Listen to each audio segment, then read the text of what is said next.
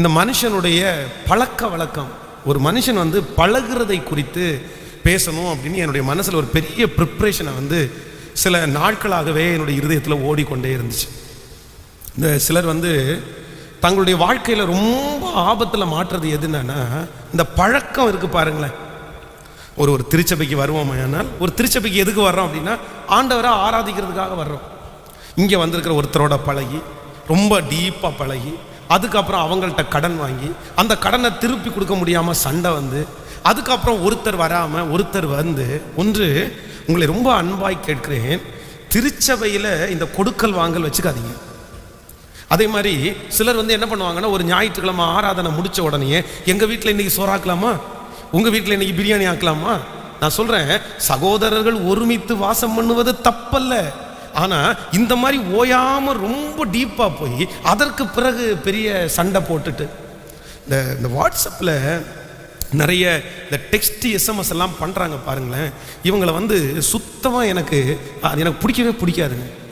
சிலர் பார்த்தீங்க அப்படின்னா, ஏங்க உங்களுக்கு வேறு வேலையே இல்லைங்களா, உங்களுக்கு ஒரு வேலையே இல்லையா அப்படின்னா அப்படியே டெக்ஸ்ட் பண்ணிகிட்டே இருப்பீங்களா, அனுப்பிட்டே இருப்பீங்களா? அது உங்களுக்கு நான் சொல்கிறேன், வேலை இல்லாதவங்க தான் அப்படி பண்ணுவாங்க.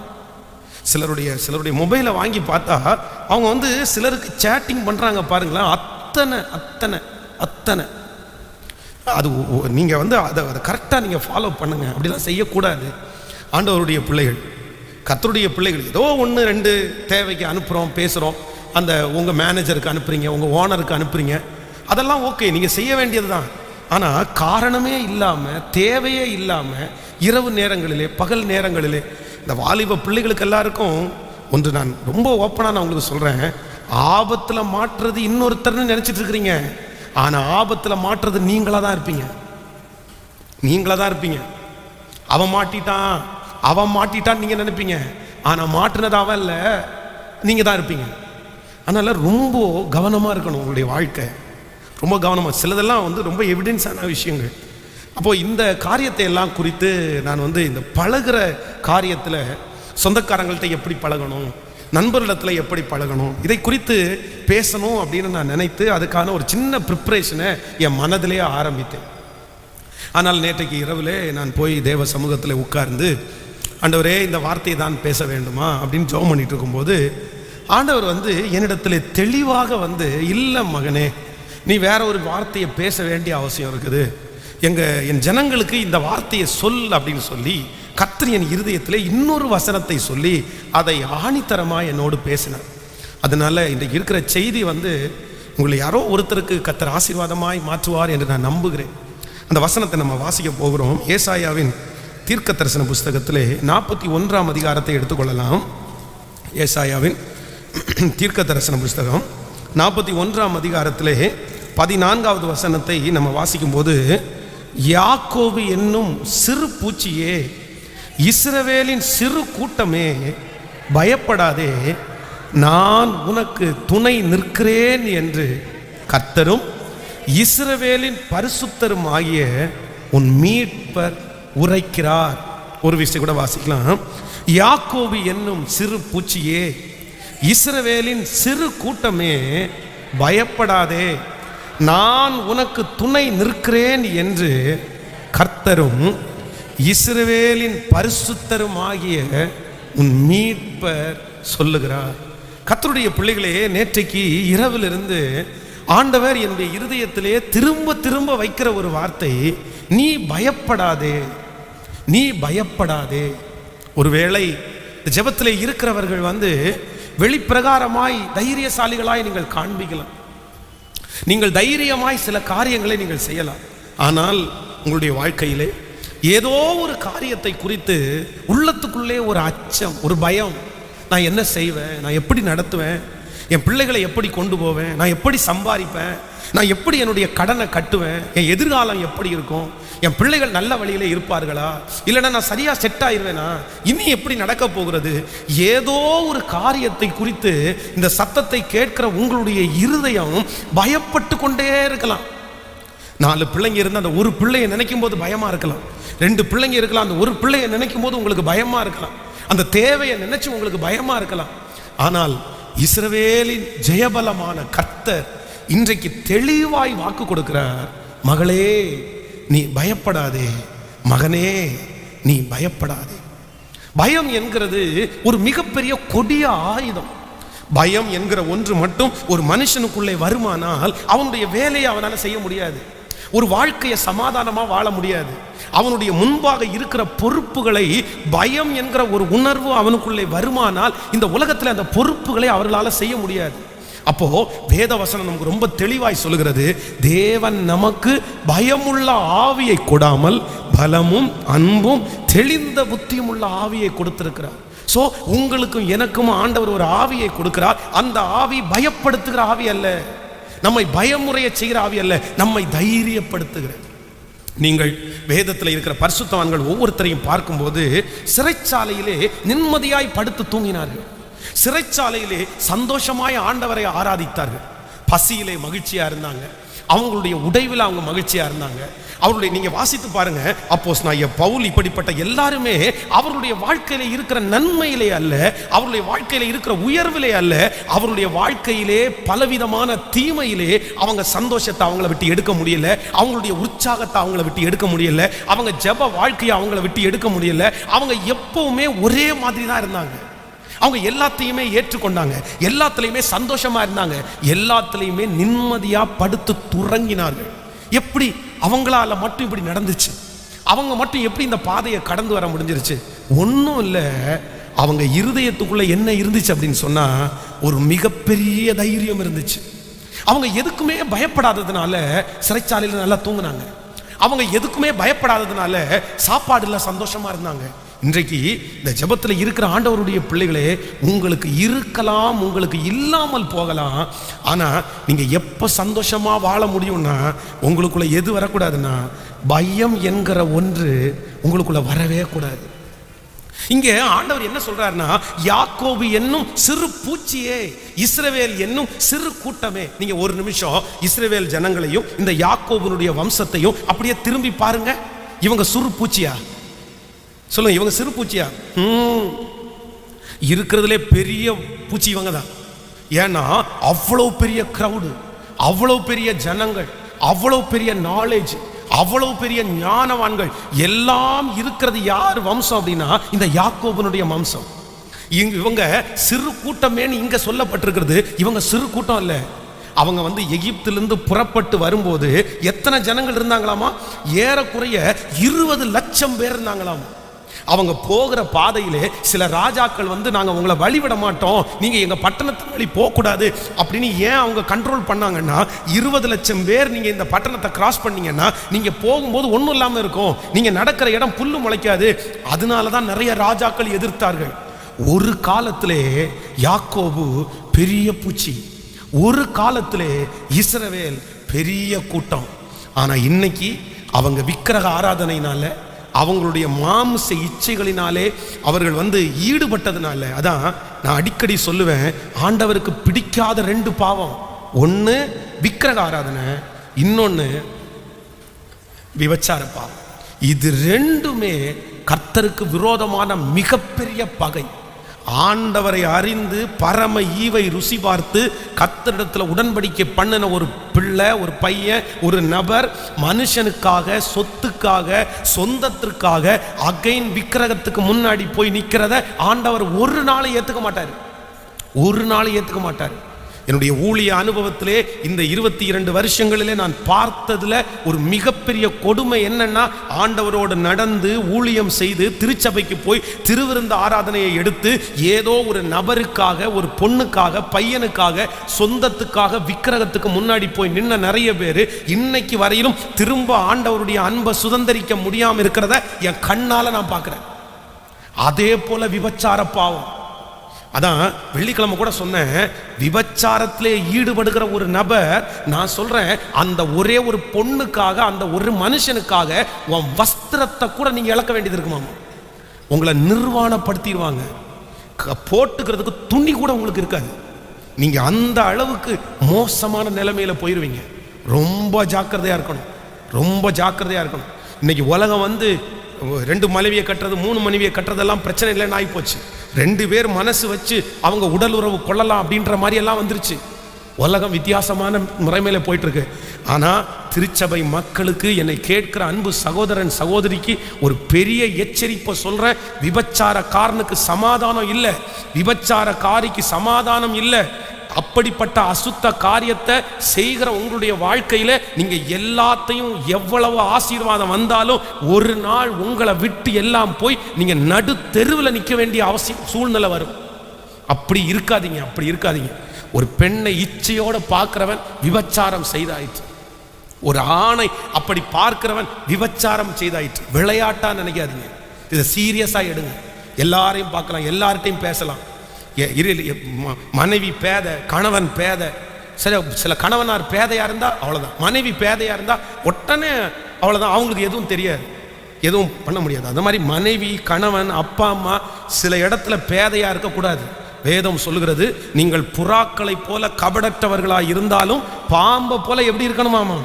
நீங்க வினா உள்ளவர்களா இருக்கணும். உங்க ஹஸ்பண்ட் எங்க போறாருன்னு உங்களுக்கு தெரியணும். உங்க ஹஸ்பண்ட் யார்கிட்ட இவ்வளவு நேரம் பேசுறாருன்னு தெரியணும்.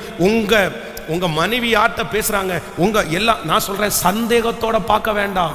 ஒருவேளை சில மதியினங்கள் உங்க குடும்பத்துல ஒட்டி இருக்கலாம். அதனால என் கணவன் மோசம், என் மனைவி மோசம் அப்படின்ற முடிவுக்கு நம்ம வந்துட முடியாது. அவங்கள சொல்லி புரிய வச்சு, இப்படி வேண்டாம், இது நமக்கு ஒத்து வராது அப்படின்னு சொல்லி அவர்களுக்காக ஜெபித்து காப்பாற்றணுமே தவிர நான் பிரிந்து போறதுக்கோ சண்டை போடவோ சொல்லல. ஆனா ஒண்ணு, வாலிப தம்பிங்க தங்கச்சிங்க கேளுங்க, உன் வாழ்க்கையில ரொம்ப ஜாக்கிரதையா இரு.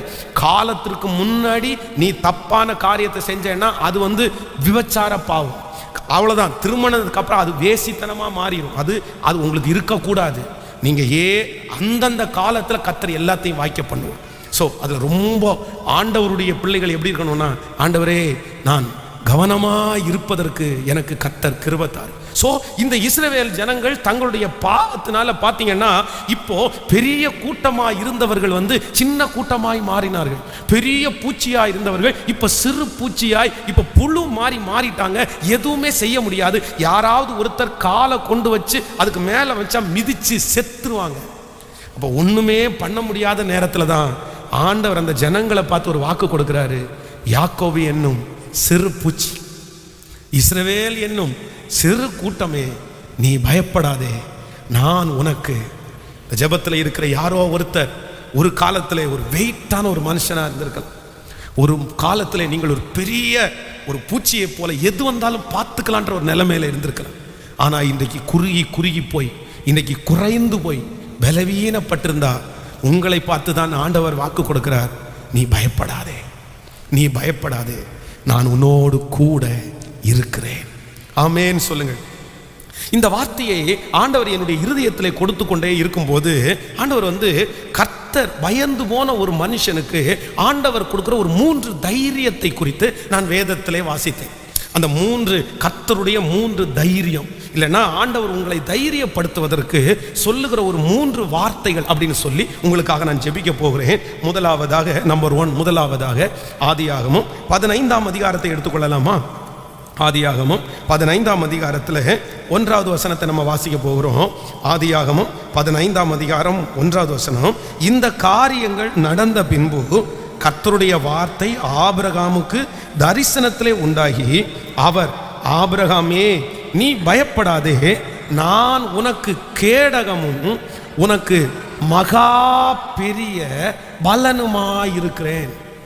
கவனிங்கள், எல்லாரும் கவனமாய் கவனிங்கள் ஆண்டவருடைய பிள்ளைகளே. ஆபிரகாம் இந்த இடத்துல என்ன அப்படின்னா, இவனுடைய வீட்டிலே இருக்கிற கொஞ்சம் பேரை கூட்டி கொண்டு போய் கிட்டத்தட்ட ஒரு 3-4 பெரிய ராஜாக்களை அவன் மேற்கொண்டான். அவனுடைய குடும்பத்தில் இருக்கிறவங்களை கொண்டே மேற்கொண்டான். ஆனா இப்போ இவனுடைய தனி ஒரு நபராய் அவனை அந்த ராஜா கேட்கிறாரு. சோதோமனுடைய ராஜா, ஜனங்களை எனக்கு தாரும், பொருட்களை எல்லாம் நீ வச்சுக்கோ அப்படின்னு சொல்லும்போது, இல்ல எனக்கு வேண்டாம், எனக்கு கர்த்தர் தருவார் என்கிற ஒரு பெரிய நம்பிக்கையிலே அவர் வந்துட்டார். இப்போ ஒரு பக்கத்துல அவங்க எல்லாரும் ஒன்று சேர்ந்து எனக்கு விரோதமா வந்தா என்ன ஆகும்? இன்னொரு பக்கத்துல எனக்கு அடுத்து கொண்டு போகிறதற்கு, அடுத்து என் குடும்பத்தை நடத்துகிறதற்கு எனக்கு ஒரு குழந்தை கூட இல்லையே அப்படின்னு ரொம்ப பயத்தோட இருக்கும்போது கர்த்தர் ஆபிரகாமை பார்த்து சொல்றாரு, நான் உனக்கு கேடகமும் மகா பெரிய பலனுமா இருக்கிறேன். கவனிங்க, இந்த யுத்தத்துக்கு போகிற மனுஷன் இந்த கேடகத்தை எதுக்கு வச்சிருப்பாங்க சொல்லுங்க? கேடகம் பார்த்துருக்கிறீங்களா? இந்த கேடகத்தை எதுக்கு வச்சிருப்பாங்கன்னா, எதிரி அம்பை எய்யும் போது, எதிரி பட்டயத்தினாலே வெட்டும் போது, அந்த வெட்டு இல்லைன்னா அந்த அம்பு தன் மேலே விழாம இவங்க கையினால தடுக்க முடியாது. இவங்க அப்படியே அந்த கேடகத்தை எடுத்து காட்டும்போது அது ரொம்ப வெங்கலமா இருக்கும். அதுல அடிக்கிற ஈட்டி முறிஞ்சிரும், கத்தி உடைஞ்சு போயிடும். அப்படி தன்னுடைய உயிரை பாதுகாக்கிறது அப்படின்னா ஒரு அம்பு ஒரு கத்தி இந்த கேடகத்துல வந்து பட்டு தெரிக்குமே தவிர அது எங்க வராது? தன்னை தாக்குவதற்கு வராது. கவனிங்க, இந்த ஜெபத்துல இருக்கிற நமக்கு ஆண்டவர் முதல் ஒரு வாக்கு கொடுக்கிறாரு, என்ன மீறி உனக்கு ஒரு ஆபத்தும் வராதுன்னு கர்த்தர் திருவிழம் பற்றுகிறார். ஆண்டவர் வாக்கு கொடுக்கிறார். ஆண்டவருடைய பிள்ளைகள் ஒருவேளை இந்த ஜெபத்தில் இருக்கிறவர்கள் அப்படி நடந்துருமோ இப்படி நடந்துருமோ, ஏதோ ஒரு காரியத்தை குறித்து உங்களுடைய இருதயம் பயப்பட்டு கொண்டிருக்குமானால், உங்கள் பிள்ளைகளை குறித்து பயப்பட்டு கொண்டிருக்குமானால், ஆண்டவர் இன்றைக்கு ஆபிரகாமுக்கு கொடுத்த அதே வார்த்தையை உங்களுக்கு தர்றாரு. மகளே, என்னை மீறி சத்துரு உன்னை தொட முடியாது, என்னை மீறி அந்த மேனேஜர் உன்னை தொட முடியாது. உன் வாழ்க்கையிலே என்னை மீறி கர்த்தரை மீறி எதுவுமே நடக்காது. ஆண்டவர் சொல்லுகிறார், நான் எது ஆனாலும் என்னை தாண்டிதான் உன்னிடத்திற்கு வரும். எத்தனை பேர் ஆமோதிக்கிறீங்க? கடந்த 2 நாட்களுக்கு முன்பாக ஒரு அம்மா வந்து ஒரு சாட்சி சொன்னாங்க. எனக்கு ரொம்ப ஆச்சரியமா இருந்தது. அதிகாலை ஒரு 3 மணிக்கு அவங்களுக்கு தண்ணி தாகம் எடுத்த உடனே அவங்க கிச்சனில் போய் தண்ணி குடிக்கிறதுக்காக போகிறாங்க. போனால் அங்கே ஒரு விஷ பாம்பு வந்து நெளிஞ்சிட்டு கிடக்கிறத பார்க்குறாங்க. அங்கே எங்கேயுமே அதுக்கு போகிறதுக்கு வாசல் இல்லை, மேலே இருந்து அந்த ஓட்டு வழியாக வந்து கீழே விழுந்துருக்குது. இப்போ இந்த பக்கத்தில் இவங்க இந்த வாசலில் நிற்கிறாங்க. இவங்க அந்த பாம்பு உள்ளே வந்ததை பார்த்தா அடிக்கிறதுக்கு யாருமே கூப்பிடவும் முடியாது. அது போய் அந்த பாம்பு என்ன பண்ணுச்சுன்னா, ஒரு கோட்டு வந்து இருந்திருக்கு, அந்த உடம்புல போடுற கோட்டு அது இருந்திருக்கு, அதுக்குள்ளே போய் அப்படியே சுருண்டு அது படுத்துக்குச்சு. 2 அம்மாங்க இருக்கிறாங்க. ஒரு அம்மாவுக்கு காலையில் எந்திரிச்சு வேலைக்கு போகணும். உடனே அந்த அம்மா, நீ பார்த்துக்கம்மா, யாராவது ஒரு பசங்களை கூட்டும் 10 மணிக்கு 6 மணிக்கு அடித்து போட்டுருங்க, இல்லைன்னா துரத்தி விடுங்கன்னு சொல்லி அந்த அம்மா வேலைக்கு போயிட்டாங்க. இந்த அம்மா வந்து அந்த வாசல்ல அப்படியே உட்காந்து அந்த பாம்பை பார்த்து பேசிட்டே இருந்தாங்களாமா. நீ எதுக்கு இங்கே வந்த? ஏன் இப்படி பண்ணுற? நீ என்ன கொல்ல வரலாமா? என்ன கொன்று உனக்கு என்ன கிடைக்க போகுது? அப்போ ஒரு வயசான அம்மா பக்கத்து ரூம்ல இருக்கிறவங்க, இது என்ன இப்படி பைத்தியக்காரி மாதிரி புலம்பிட்டே இருக்குது, இவங்களுக்கு அடிக்கிறதுக்கு பலன் இல்லை, எழுமி நிற்கிறதுக்கு பலன் இல்லை, யாரையும் கூப்பிடுறதுக்கு தெரியாது. அப்போ அந்த பாம்பை பார்த்து ஒரு 1/2 மணி நேரம் 3/4 மணி நேரம் பேசிட்டே இருக்காங்களாம். திடீர்னு அங்கேருந்து ஒரு பூனை அப்படியே ஓடி வந்துச்சாம். வந்த பூனை அந்த கோட்டுக்குள்ள அப்படி நெளிஞ்சிட்டு இருக்கிற பாம்பை கடிச்சு, இவங்க கடிச்சது பார்த்துட்டு உட்காந்து நல்லா தின்னு ஃபுல்லாக தின்னு முடிச்சிரு, மிச்சம் எதையும் போட்டுறாது, எல்லாத்தையும் முடிச்சுட்டே போய் அவங்க சாட்சி எழுதி கொடுத்துருக்குறாங்க பாருங்க. நான் சொன்னேன், இந்த சாட்சி நீங்கள் எழுதி கொடுங்க, ரொம்ப எங்களுக்கு ஆசீர்வாதமாக இருக்குன்னு சாட்சியும் எழுதி கொடுத்துருக்காங்க.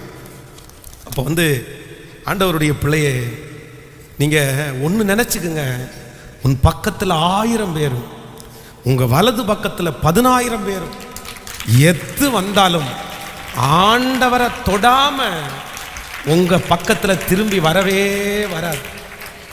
அவங்க என்ன இப்படி பண்ணிடுவாங்களோ, இவங்க என்ன இப்படி பண்ணிடுவாங்களோ, இவங்க என் வேலையை கெடுத்துருவாங்களோ என்ன, அந்த இடத்துல நான் சொல்றேன், யாருமே உங்களை ஒன்றும் பண்ண முடியாது. ஏன் அப்படின்னா, அப்படி பண்ணினது எல்லாம், அப்படி நடந்ததெல்லாம் கர்த்தருடைய அனுமதியோடு தான் நடந்திருக்கே தவிர அவர்கிட்ட அனுமதி கேட்காம உங்க வாழ்க்கையில எதுவுமே நடக்கல.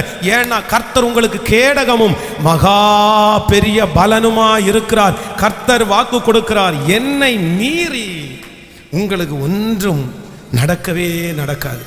எத்தனை பேர் விசுவாசிக்கிறீங்க? கைகளை உயர்த்தி சொல்லுங்க, ஆண்டவரே, உங்களை மீறி என் பிள்ளைக்கு அந்த பிரச்சனை வராது.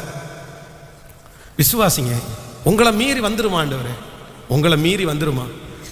யோபு உத்தமனும் சன்மார்க்கனும், தேவனுக்கு பயந்து பொல்லாப்புக்கு விலகிறவன், நீதிமான் அவனை போல ஒருவருமே இல்லை. இப்போ எல்லாம் தேவ தூதர்கள் தேவ சமூகத்தில் வந்து நிற்கிறார்கள், பிசாசும் வந்து நிற்கிறான். இப்போ ஆண்டவர் எல்லாரையும் விசாரிக்கிறாரு. கர்த்தர் எல்லாரையும் விசாரிக்கும் போது பிசாசை பார்த்து என்ன விசாரிச்சு தெரியுமா? என்ன விசாரிச்சாரு? என் தாசனாகிய யோபுவின் மேல் கண் வைத்தாயோ அப்படின்னா என்ன அர்த்தம்னா, நீ ஓர கண்ணில் அதை பார்த்ததே நான் கண்டுபிடிச்சிட்டேன்டா. எதை கண்டுபிடிச்ச? நமக்கு நிறைய நேரத்தில் சிசிடிவி கேமரா இருந்தால் தான் கண்டுபிடிக்க முடியும். அதுலேயும் நிறைய பேர் தப்பிச்சிருவாங்க. நமக்கு இங்கே ஒரு அவார்டு கொடுக்கும்போது கீழே இருந்துட்டு சிலர் இவனுக்கு வந்த வாழ்வை பாருங்கன்னு ஓர கண்ணில் பார்ப்பாங்க, பொறாம கண்ணில் பார்ப்பாங்க. ஆனால் அப்படி தான் பிசாசு பார்த்துருக்குறான். அவன் மேலே பயங்கரமான எரிச்சல் பட்டுன்னா இவனுக்கு பெரிய ஆசீர்வாதம். இப்போ உடனே அந்த பிசாசு என்ன சொல்கிறான் அப்படின்னா, ஆமாம் நான் பார்த்தாலும் என்ன, நான் பார்த்த உடனே இப்போ எனக்கு கோபம் இருக்குது, எனக்கு எரிச்சல் இருக்குது, பார்த்த உடனே அவனை கை வச்சிட முடியுமா? கை வச்சிட முடியாது. நீர் அவனையும் அவனை சுற்றியும் என்ன வைத்திருக்கிறீர்? வேலி அடைச்சு வச்சிருக்கிறீர். ஒன்று பண்ணுங்க, அந்த வேலியை மட்டும் எடுத்து போடுங்க, நான் என்ன பண்ணணுமோ பண்ணிக்கிறேன். கர்த்தர் அனுமதி கொடுத்துட்டாரு, சரி போய் நான் எடுத்துக்கிறேன், நீ போய் பண்ணிக்க அப்படின்றாரு. ஆனாலும் இந்த யோபுனுடைய விசுவாசத்தை, அதான் நம்ம சோதிக்கப்படும் போது நமக்காக வாக்கு கடங்காத பெருமூச்சுகளோடு வேண்டுதல் செய்கிற ஆவியானவர் நம்ம விழக்கூடாதுன்னு ஒரு பெரிய பாதுகாப்பையும் கர்த்தர் கொடுத்துட்டாரு. ஸோ இன்றைக்கு இந்த ஜெபத்தில் இந்த சத்தத்தை கேட்கிற யாரோ ஒருத்தரிடத்துல ஆண்டவர் பேசுறாரு, மகளே மகனே, என்ன மீறி உங்களுக்கு ஒன்றும் வராது. ஆமோதிக்கிறீங்களா இல்லையா? இந்த அருவியில் குளிக்க போகும்போது நம்ம பிள்ளைகளை எடுத்துகிட்டு போனோம் அப்படின்னா கத்துவாங்க, எனக்கு பயமாக இருக்குது, எனக்கு பயமாக இருக்குது. அந்த தண்ணி பார்த்தீங்கன்னா நம்ம முதுகில் விழும்போது பெரிய பாறாங்கல்ல தூக்கி போட்ட மாதிரியே இருக்கும். ஆனால் என்ன பண்ணுவோம் தெரியுமா? பிள்ளையும் நனையணும், ஆனால் அவன் பயந்துடவும் கூடாது. அதனால அவங்க அப்பா முழு அந்த தண்ணீரையும் அப்படியே கையை நீட்டி அப்படியே நிறுத்திட்டு லைட்டாக உள்ளே போவார். அப்போது ஒரு பிசுறு தண்ணி மட்டும் யாருக்கு வரும் சொல்லுங்க? கண்டினியூவாக அரை மணி நேரம் அந்த தண்ணி அவனுக்கு மூஞ்சில் பட்டுச்சுன்னா மூச்சடைப்பு வந்து அவனுக்கு மூச்சு நிரல் வந்துடும், அவனால் ஜீவனோட கூட இருக்க முடியாது. ஆனால் அவங்க அப்பா என்ன பண்ணுவார் அப்படின்னா, கொஞ்சம் அப்படி இப்போ நல்லா இருக்கா, இப்போ நல்லா இருக்கா, நான் என்ன நம்புகிறேன் அப்படின்னா, என் ஆண்டவர் அப்படி தாங்க நான் பார்க்குறேன். உங்களுக்கு பிரச்சனை சூறாவளியே போல வந்துருச்சு. இன்னைக்கு இந்த வருஷத்தினுடைய இந்த கடைசி மாதத்தை வரைக்கும் நம்ம பார்க்க போகிறோம்ல, நான் நம்புகிறேன் ஆண்டவர் நமக்கு எப்படி இருந்தாராமா, உங்களுக்கு கேடகமாக இருந்ததுனால தான் நம்ம ஜீவனோட இருக்கோம். எல்லாத்தையும் அவர் தாங்கிக்கிட்டாரு, எல்லாத்தையும் அவர் ஏற்றுக்கிட்டாரு, எல்லாம் அவரே பண்ணதுனால தான். நம்ம மேலே விழுந்தது வெறும் சாரல் தான், ஆனால் அவர் மேலே விழுந்தது காற்றாட்டு வெள்ளம். பக்கத்தில் இருக்கிற கையை பிடிச்சி சொல்லுங்க, அவர் மேலே விழுந்தது காற்றாற்று வெள்ளம், நம்ம மேலே விழுந்தது. நம்ம நிறைய பேர் சாரலுக்கே என்ன பண்ணிடுறோம்னா, ஆண்டவரே ஏன் என்னை இப்படி சோதிக்கிறீங்க ஆண்டவர், ஏன் என்ன இப்படி சோதிக்கிறீங்க ஆண்டவர், எனக்கு தாங்க முடியல ஆண்டவரே. இல்லை இல்லை, எல்லாத்தையும் அவர் சுமந்து கொண்டு நமக்கு ரொம்ப கொஞ்சத்தை, ஆனால் அது மட்டும் நமக்கு கொடுக்கலன்னா நம்மளால் பழக முடியாது, நம்மளால் இந்த உலகத்தில் சர்வே பண்ண முடியாது. அப்போ நான் நம்புகிறேன், நம் தேவனை போல தகப்பன் வேறு ஒருவரும் இல்லை. ஸோ நம்பர் 1, கர்த்தர் உங்களை பார்த்து பேசுகிற முதல் வார்த்தை என்ன அப்படின்னா, என்ன மீறி உனக்கு ஒன்றும் வராது. ஒரு 10 டைம் கையை உயர்த்தி சொல்லுங்க, ஆண்டவரே உங்களை மீறி. சொல்லுங்க, சத்தமா சொல்லுங்க. ஆண்டவரை மீறி அந்த பையன் வந்துட மாட்டான், ஆண்டவரை மீறி அந்த பொண்ணு வந்துடாது, ஆண்டவரை மீறி அந்த தீங்கு உங்களுக்கு வந்துடாது, ஆண்டவரை மீறி அந்த ஆபத்து உங்களுக்கு வந்துடாது. சொல்லுங்க, நம்புறேன்னு சொல்லுங்க. ஹல்லேலூயா, ஹல்லேலூயா, ஹல்லேலூயா. சொல்லுங்க ஹல்லேலூயா. உங்களை மீறி அந்த தொல்லை யாரும் கை வைக்க முடியாது சகோதரனே, சகோதரி. அது கர்த்தர் கொடுத்தது, அது கர்த்தர் ஆசீர்வதிச்சது. எல்லாத்தையும் கர்த்தர் தாங்கிக்குவார். இதுவரையும் கர்த்தர் தாங்கினார். இதுவரைக்கும் உனக்கு வந்த எதிர்ப்பு, உனக்கு வந்த பட்டயம், உனக்கு வந்த கேடகம் எல்லாவற்றையும் கர்த்தரை தடுத்து நிறுத்தினார். அவர் உங்களுக்கு கேடகமாக இருந்தார். அம்பு உனக்கு நேராய் வந்தது, பட்டயம் உங்களுக்கு நேராய் வந்தது. கர்த்தருடைய கேடகத்தை எடுத்து முன்னாடி நீட்டி அந்த அம்பு உங்கள் மேலே படலை, அந்த பட்டயம் உங்கள் மேலே படலை. அதனால தான் இன்றைக்கு வரைக்கும் நீங்கள் உயிரோடு இருக்கிறீர்கள். உங்களுக்கு அம்பு வராமல் இல்லை, உங்களுக்கு பட்டயம் வராமல் இல்லை, ஆனால் கர்த்தருடைய கேடகம் அதுலேருந்து உங்களை நம்புறவங்க கரங்களை தட்டி ஹல்லேலூயா, ஹல்லேலூயா, இயேசுவே நன்றி, நன்றி, ஆமென் சொல்லுங்கள். நம்பர் 2, இரண்டாவது ஆண்டவர் கொடுக்குற இரண்டாவது வார்த்தையை நம்ம வாசிக்க போகிறோம். எடுத்துக்கொள்ளலாம்.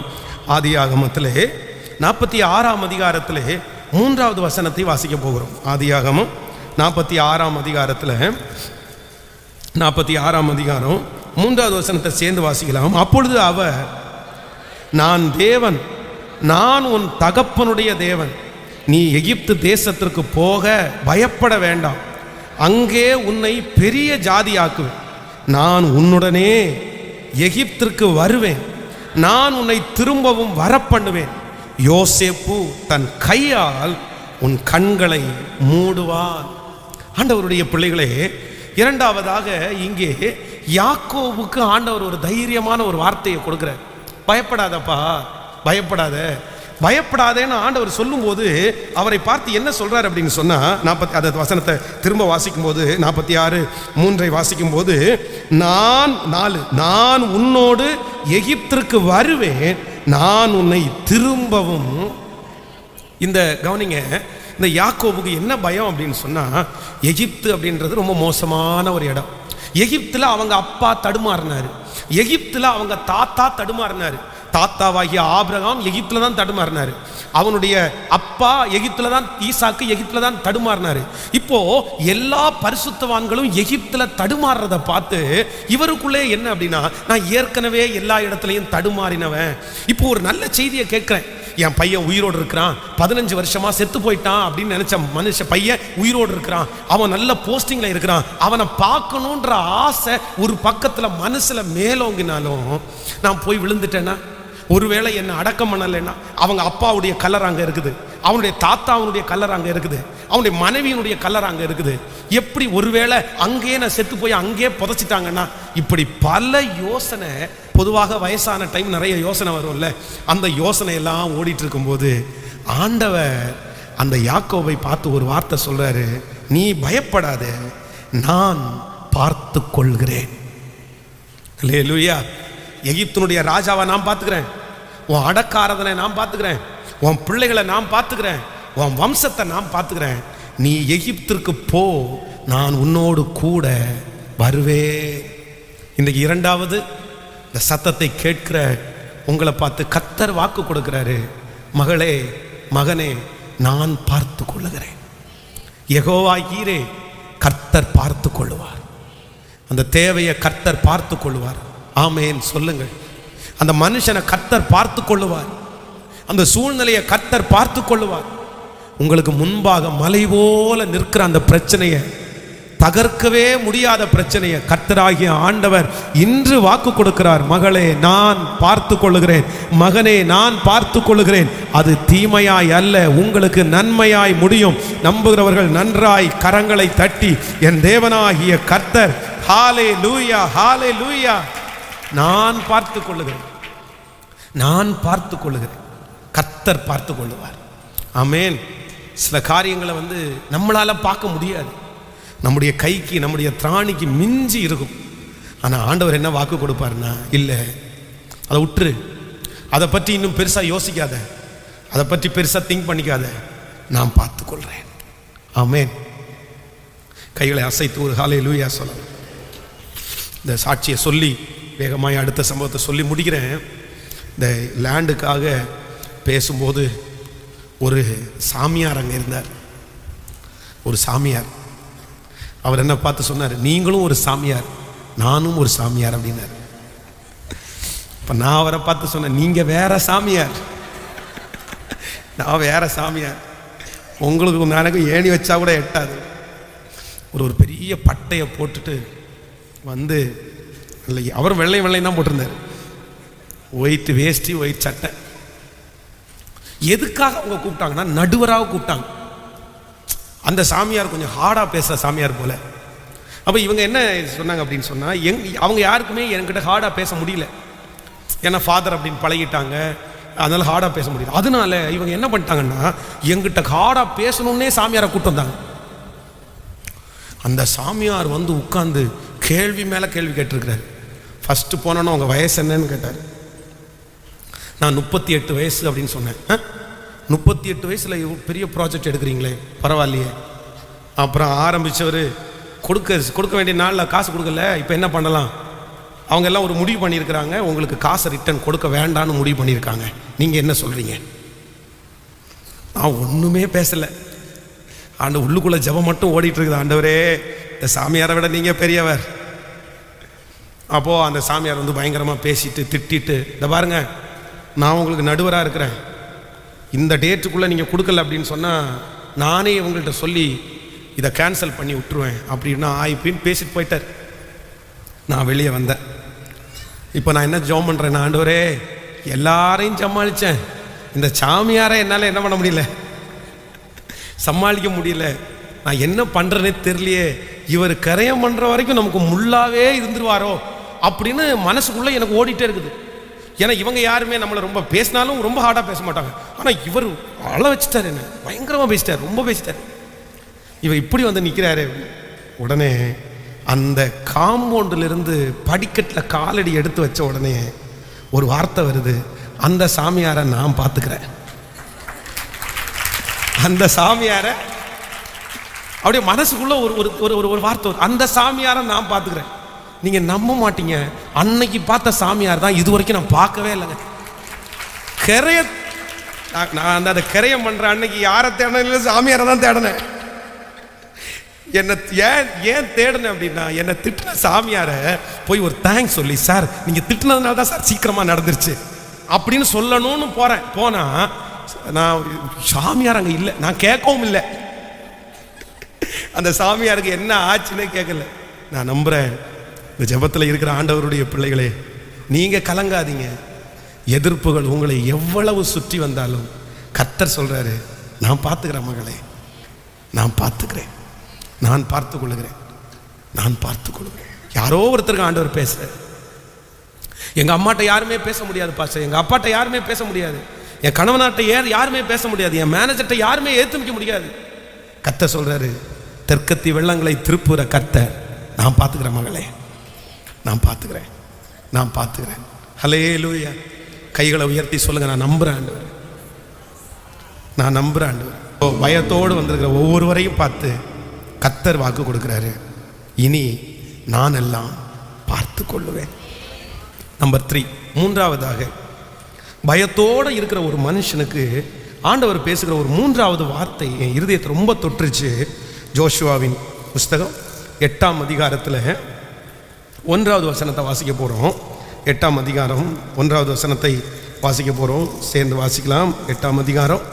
அப்பொழுது கர்த்தர் ஜோஷுவாவை நோக்கி, நீ பயப்படாமலும் கலங்காமலும் இரு, இந்த யுத்த ஜனங்கள் யாவரையும் கூட்டி கொண்டு எழுந்து ஆயி பட்டணத்தின் மேல் போ, இதோ ஆயின் ராஜாவையும் அவன் ஜனத்தையும் அவன் பட்டணத்தையும் அவன் நாட்டையும் உன் கையிலே ஒப்பு கொடுத்தேன். கவனிங்க, என்ன எல்லாரும் கவனிங்க ஆண்டவருடைய பிள்ளைகளே. இது என்ன சிச்சுவேஷன் அப்படின்னு சொன்னா, ஜோஷுவா அப்படின்னு சொல்றதுக்கு அர்த்தம் என்னன்னா வெற்றின்னு அர்த்தம். ஆண்டவர் அவன் பயந்து கொண்டு இருக்கும் போது ஆண்டவர் வாக்கு கொடுக்கிறாரு, பயப்படாதே, நான் உன் கூட இருப்பேன், நான் மோசையோடு இருந்தது போல உன்னோடும் பலன் கொண்டு திடமனதாயிரு, திகையாதே கலங்காதே அப்படின்னு ஆண்டவர் வந்து ஜோஷுவாவை கர்த்தர் வந்து பூஸ்டப் பண்றாரு. நிறைய இடங்களில் பார்த்தீங்கன்னா அதுக்கப்புறம் அவன் ஜெயம் ஜெயம் ஜெயம் ஜெயம் பண்ணிட்டு வரும். இப்போ ஆயி பட்டணம் அவங்களுக்கு முன்னாடி நிற்குது. உடனே ஜோஷுவா வந்து கொஞ்சம் பராக்கிரமசாலிகளை கூப்பிட்டு சொல்றான், நீங்க போய் முதல்ல இந்த ஆயி பட்டணத்தை வேவு பார்த்துட்டு வாங்க, அதற்கு பிறகு நம்ம போகலாம் அப்படின்னு சொல்லி கொஞ்சம் பேர் போறாங்க. போயிட்டு வந்துட்டு சொல்றாங்க, ஐயா இல்லை, அந்த பட்டணம் வந்து நம்ம நினைக்கிறது மாதிரி பெரிய எல்லாம் எதுவும் கிடையாது, ரொம்ப சிம்பிளாக அதை முடிச்சுக்கலாம், அது ஒரு பெரிய விஷயமே இல்லை, நம்ம எல்லாருமே அங்கே போக வேண்டியதில்லை, ஒரு 3000 பேர் நம்ம போயிட்டோம் அப்படின்னு சொன்னால் அதை வந்து ஜெயிச்சிடலாம் அப்படின்னு சொல்லிட்டு ஒரு 3000 பேர் மட்டும் ஆயி பட்டணத்திற்கு விரோதமாய் போகிறாங்க. இப்போ உள்ள என்ட்ராகும் போது அவங்க என்ன பண்றாங்கன்னா, அந்த ஆயி பட்டணத்தில் இருக்கிறவர்கள் இஸ்ரவேல் ஜனங்களுக்கு விரோதமாக வந்து 36 பேரை வெட்டி போட்டாங்க. 36 36 பேர் அப்படியே இறந்துடுறாங்க. ஒரு யுத்தம் ஸ்டார்ட் ஆகுது, இஸ்ரவேல் ஜனங்கள்ல 36 பேர் செத்துட்டாங்க. இவனால இந்த ஜோஷுவாவால தாங்கவே முடியல. உடனே போய் தேவ சமூகத்தில் போய் உட்கார்ந்து, ஆண்டவரே என்ன என்ன நடந்துருச்சு? உடனே ஆண்டவர் வாக்கு கொடுக்கிறாரு, ஒருத்த சாபத்தீடான ஒன்றை எடுத்துக்கொண்டு வந்திருக்கிறான். அப்படின்னா இச்சித்து அவன் எடுத்து அந்நியனுடைய பொருளை நம்ம பாளையத்துக்குள்ள கொண்டு வந்தான், அதனாலதான் இவ்வளவு பெரிய ஆபத்து. நம்ம ரொம்ப கவனமா இருக்கணும். இன்னொருத்தருடைய எந்த பொருட்களுமே நம்மிடத்துல இருக்கக்கூடாதுன்றதுல ஆண்டவருடைய பிள்ளைங்க ரொம்ப ஜாக்கிரதையா இருக்கும். நீங்க வந்து தயவு செய்து உங்களுடைய வீடுகளில் வந்து யாருடையாவது ஒருத்தருடைய பொருள் உங்கள்கிட்ட இருக்கா, கொடுத்துருங்க. அது வேண்டவே வேண்டாம். இந்த கடன் வாங்குறது, ஏனாமா வாங்குறது, கொண்டு போயிட்டு திரும்பி தரேன்றது, இது எல்லா பழக்கத்தையும் ஆண்டவருடைய பிள்ளைங்க விடணும். இரவலா வாங்குறது, வாங்கி நம்ம வீட்டில் வச்சுக்கிறது. இன்னொருத்தருடைய மற்றவருடைய பொருளை இச்சையாதிருப்பாயாக, அதன் மேல கர்த்தரை நமக்கு தருவார், கர்த்தரை நமக்கு ஆசீர்வதிப்பார். இப்போ இந்த சாபத்தீடானதான வச்சதுனால இவங்க ஒரு பெரிய தோல்வி அடைஞ்சாங்க. அப்போ கர்த்தர் சமூகத்தில் போய் நின்ன உடனே ஆண்டவர் ஒரு வாக்கு கொடுக்குறாரு, ஒன்றும் பிரச்சனை இல்லை, நீ அந்த பட்டணத்திற்கு விரோதமாக இப்போ நீ அந்த இடத்திலே ஜெயிப்பாய். ஆண்டவருடைய பிள்ளைகளே, மூன்றாவது இந்த ஜெபத்திலே இருக்கிற இந்த சத்தத்தை கேட்கிற உங்களிடத்தில் ஆண்டவர் என்ன பேசுறார் அப்படின்னா, யாரோ ஒருத்தர் நான் ஜெயிச்சிருவேனா, நான் ஜெயிச்சிருவேனா, நான் ஜெயிக்க மாட்டேன் போல தெரியுது பாஸ்டர், என் வாழ்க்கையில் நான் ஜெயிக்கிறது ரொம்ப கடினம், நான் வாழ்க்கையிலே பிறந்தது முதல் அதான் ஃபஸ்ட்டு என் கையில் பேப்பர் ஆன்சர் பேப்பர் வரும்போது அதில் ஃபெயில் அப்படின்னு போடப்பட்டவன் அன்னையிலேருந்து இன்னைக்கு வரைக்கும் ஃபெயில் தான் பாஸ்டர். நான் தோற்று போன ஒருத்தன், நான் தோற்று போன ஒருத்தி, என் வாழ்க்கையில் தோத்துட்டேன், என் பிஸ்னஸில் தோத்துட்டேன், பரிசுத்த வாழ்க்கையில் தோத்துட்டேன், ஊழியத்தில் தோத்துட்டேன், இனி நான் ஜெயிப்பதற்கு வாய்ப்பே இல்லை. ஆனால் ஆண்டவர் இன்றைக்கு வாக்கு கொடுக்கிறார், பயப்படாதே, நீ ஜெயிப்பாய். கண்டிப்பாக இந்த ஜெபத்தில் இருக்கிற ஒன்றை கர்த்தர் ஜெயிக்க வைப்பார். கர்த்தருடைய வருகை தாமதிக்குமானால் 2023 வருஷம் இந்த ஜெபத்தில் இருக்கிற இந்த சத்தத்தை கேட்கிற நிறைய பேர், நீங்க உங்க காரியத்தில் கர்த்தர் உங்களை ஜெயிக்க பண்ண போகிறார். பிசினஸ்ல கர்த்தர் ஜெயிக்க பண்ண போறார், வாழ்க்கையில கர்த்தர் ஜெயிக்க பண்ணுவார், குடும்ப வாழ்க்கையில கர்த்தர் ஜெயிக்க பண்ணுவார். நீங்க தோற்று போனவர்களாய் அல்ல, கர்த்தர் உங்களை ஜெயிக்க பண்ணுகிற கர்த்தர். ஆமென். வெளிநாட்டில் ஒரு 2 கை கால்கள் விழுந்த ஒரு பையன், அவங்க அப்பாவுக்கு 50 வயசு. அப்போது அந்த பையனை பார்த்து அவங்க அப்பா கேட்டாராமா, உனக்கு என்ன ஆசை இருக்குன்னு கேட்டாராம். உடனே அந்த பையன் சொன்னானாமா, நான் சாகிறதுக்குள்ள ஒரு நாள் நம்முடைய ஊர்லேயே இருக்கிறதுலே ஒரு பெரிய போட்டி, அந்த போட்டியில் ஒரு நாள் நான் ஓடி அந்த கப்பு மட்டும் என் கையில் வாங்கணும் அப்படின்னு ஆசைப்பட்டானாம். உடனே அவர் தைரியப்படுத்தினாராமா, கண்டிப்பாக ஒரு நாள் நீ எழும்புவ, கண்டிப்பாக ஒரு நாள் நீ ஓடுவ, நீ அந்த கப்பு வாங்குவேன்னு சொன்னாராமா. ஆனால் அவங்க அப்பாவுக்கு 50 வயசாயிடுச்சு. 50 வயசில் அவருடைய ஹார்ட் வீக் ஆயிருச்சு. இன்னும் கொஞ்சம் நாட்களில் நான் செத்துருவேன்ற ஒரு பயம் அவருக்கு வந்துருச்சு. தன்னுடைய மகனுடைய ஆசையை அவர் நிறைவேற்றணும்னு ஒரு முயற்சி எடுத்து, அந்த பையனுக்காக, இது நடந்த சம்பவம், ஒரு முயற்சி எடுத்து அந்த பையனுக்காக அவர் ஓடினார். அந்த பையனை ஒரு சைக்கிளில் வச்சுட்டு இன்னொரு சைக்கிளில் அவரே சைக்கிள் மிதிச்சிட்டார். அந்த போட்டி ஒரு போட்டி அல்ல, 10 போட்டி ஒன்னா சேர்த்து எல்லாத்தையும் ஜெயிச்சிட்டாங்கன்னா ஒரு அவார்டு கொடுப்பாங்க, அந்த மாதிரி ஒரு போட்டி.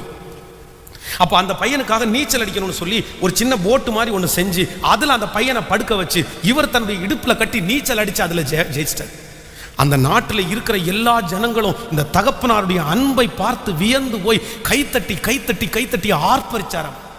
கடைசியா எல்லா போட்டியிலையும் அவங்க அப்பா ஜெயித்து அந்த கப்பை தன்னுடைய கையில் வாங்கி அந்த மகனுடைய கையில் கொண்டு போய் கொடுத்து, உனக்கு மகிழ்ச்சியா, உனக்கு சந்தோஷமா, நீ சாகிறதுக்குள்ள உன்னை கூட்டிட்டு போய் எல்லா இடத்துலையும் உன்னை ஜெயிக்க பண்ணிட்டனா அப்படின்னு கேட்டார். அவர் ரொம்ப சந்தோஷப்பட்டார். அவனுடைய கண்ணில் அப்படியே ஆனந்த கண்ணீர் அப்படி வடிஞ்சு.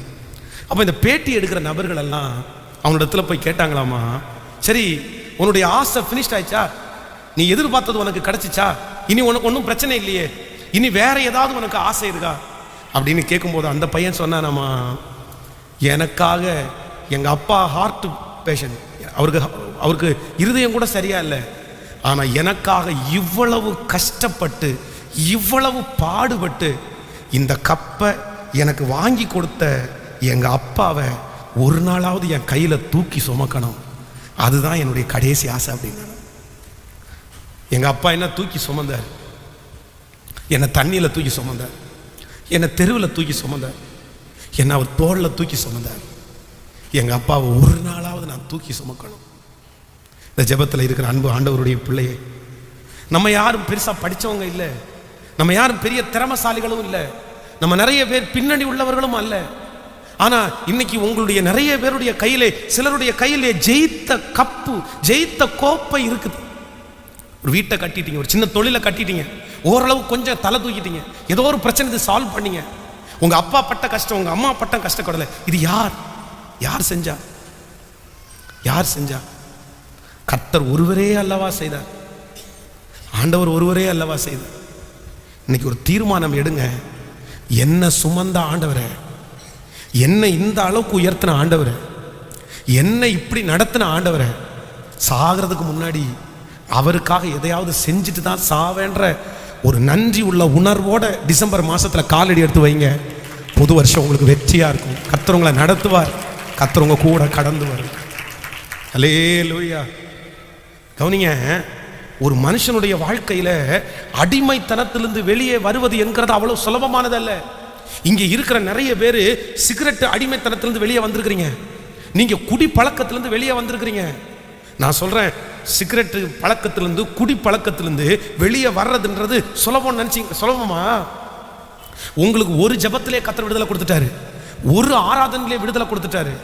ஆனா இந்த குடிக்கு அடிமையா இருக்கிறவங்கள ஒரு சென்டர்ல கூட்டிட்டு போய் அவங்கள வச்சிருப்பாங்க பாருங்களேன். நீங்க கண்டிப்பா அந்த மாதிரி சென்டருக்கு நீங்க போகணும். ஒரு நாள் நீங்க விசிட் பண்ணணும். நீங்க போய் பார்த்தீங்கன்னா அந்த மனுஷனுடைய நிலைமை மோசமான நிலைமை. சில இடத்துல போட்டு அடிப்பாங்க, சாப்பாடு கொடுக்க மாட்டாங்க. அவனுடைய பழக்கம் மாறுவதற்கு சில இடத்துல சித்திரவதை பண்ணப்படுது. எனக்கு தெரிஞ்ச 36 வயது மதிக்கத்தக்க ஒரு மனுஷன் குடியிலிருந்து வெளியே வர முடியல. அந்த சென்டருக்கு கூட்டிட்டு போனாங்க. ஏற்கனவே ஒரு டைம் 10 நாள் இருந்துட்டு திரும்ப வந்து 3 வருஷம் குடிக்கல, திரும்ப குடிக்க ஆரம்பிச்சிட்டான். திரும்ப அந்த சென்டருக்கு அவனை கூட்டிட்டு போகும்போது 36 வயசான அந்த மனுஷன் தன்னுடைய மனைவியை பார்த்து அவ பேரை சொல்லி, அப்பா என்னை உள்ள மட்டும் அனுப்பிடாதம்மா, என்னை உள்ள மட்டும் அனுப்பிடாதம்மா, என்னால் இருக்க முடியலம்மா, நான் செத்துருவேம்மா, என்னை ரொம்ப கஷ்டப்படுத்துறாங்கப்பா. அப்படியே மனைவியிட்ட கெஞ்சுறாரு. நான் இனி ஒன்றும் பண்ண மாட்டேன், இனி ஒன்றும் பண்ண மாட்டேன், நான் எப்படியாவது விட்டுறேன். அவங்க அம்மாவை பார்த்து கெஞ்சுறேன்மா, என்னை உள்ள அனுப்பிடாதீங்கம்மா, எங்கள் அப்பா என்னை உள்ள அனுப்பிடாதீங்கப்பா. ஒரு அடிமைத்தனத்திலிருந்து வெளியே வருவது அவ்வளோ சுலபம் இல்லை. சில நேரத்தில் வாலிப தம்பிங்க தங்கச்சிங்க சில காரியத்தை ஈஸியாக அடிமையாயிடுறாங்க, ஜாலியாக அடிமையாயிடுறாங்க, விளையாட்டுக்கு அடிமையாயிடுறாங்க. முளையிலே கிள்ளீரு தம்பி, முளையிலே கிள்ளீரு தங்கச்சி. நீ அடிமை ஆயிட்டேன்னா அதுலேருந்து வெளியே வர்றது பலப்பாடு. ஆனால் இயேசுவால் விடுதலையாக்க முடியும். இயேசு உன்னை தூக்கி எடுப்பார்.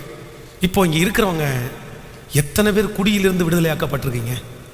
எத்தனை பேர் சிகரெட் அடிமைத்தனத்திலிருந்து விடுதலையாக்கப்பட்டிருக்கிறீங்க? நீ காசு கொடுத்தீங்களா? பணம் கொடுத்தீங்களா? நீங்கள் 10 நாள் போய் ஃபாஸ்டிங்கில் இருந்தீங்களா? ஒரே நாளில், ஒரே ஜபத்தில், ஒரே ஆராதனையில் கர்த்தர் உங்களை விடுதலையாக்கி இங்கே கொண்டு வந்து உட்கார வச்சிருக்கிறாரு. அவருக்காக நீங்கள் என்ன செய்யணும்? என்ன செய்ய போறீங்க? கர்த்தர் வாக்கு கொடுக்கிறாரு, பயப்படாதே, நான் உன்னை ஜெயிக்க பண்ணுவேன், ஜெயிக்க பண்ணுவேன். ஹல்லேலூயா. கர்த்தர் பேசுகிற 3 வார்த்தை. நம்பர் 1, பயப்படாதே, என்ன மீறி உனக்கு ஒன்றும் வராது. நம்பர் 2, பயப்படாதே, நான் பார்த்து கொள்ளுகிறேன். நம்பர் 3, பயப்படாதே, நான் உன்னை ஜெயிக்க பண்ணுவேன். ஹல்லேலூயா.